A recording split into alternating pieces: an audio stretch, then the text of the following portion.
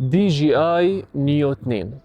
إذا لحد الآن ما جربت ولا درون ولا اشتريت ولا درون بحياتك، فهذا هو الدرون يلي لازم تشتريه. قبل 6 سنين اشتريت أول درون بشتريه بحياتي، وكان في بمخي مواصفات للدرون المثالي. كنت حس إنه درون بهي المواصفات هو الدرون المتكامل يلي من بعده ما بدي اشتري ولا درون. أول ميزة إنه يطير لحاله وإنك ما تكون بحاجة لجهاز تحكم أو موبايل لحتى تتحكم فيه. وهذا الدرون بكبسة زر بيطير وبيلحق، وفينك حتى بإيدك تتحكم فيه، تبعده، تقربه، تقول له يلحقك من وراك، يلحقك من قدامك. الميزة الثانية اللي كنت اتخيلها هو وزن خفيف، 150 غرام تقريبا، تقدر تحطه بشنطتك وتنساه، تسافر تروح وين ما بدك وما يكون اخذ محل كتير كبير بشنطتك. فاشتريت له شنطايه لحتى اقدر احطه باي شنطايه بدي اياها.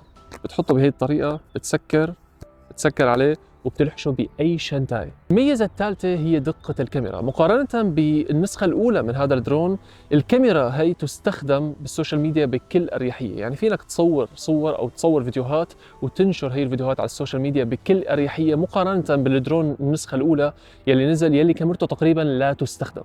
الميزة الأخيرة أنك فينك تطير هذا الدرون الصغير بمنظور الشخص الأول.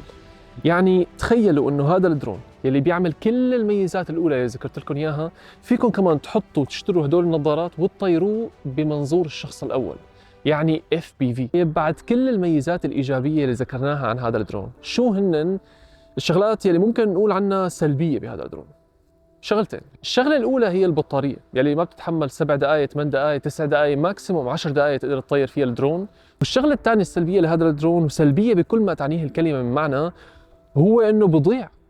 ايه يعني اذا كنت مشغله بدون جهاز تحكم وانت عم تمشي وهو وراك عم يلحقك وفات بشجره ووقع، فلحتى انت توقف وتدرك انه الدرون وقع وترجع تدور عليه، ما فيه جهاز GPS انت تعرف تماما وين مكانه مقارنه بدرونات DJI الثانيه.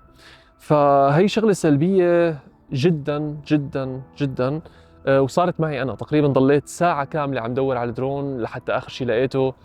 في ميزة على الموبايل بتكبسوها بصير الدرون بطلع صوت، ولو كان خالص شحنه او خاصة البطارية ولا بقاله 10 ولا 20% ما رح تلحقوا تستخدموا هي الميزة، لانه بكون طفى الدرون قبل حتى ما تستخدموه لهي الميزة. فالعلامة النهائية 4 نجوم ونص من 5 نجوم. بنصحكم تشتروه، وهذا تقريبا افضل درون سهل الاستخدام فيكم تشتروه.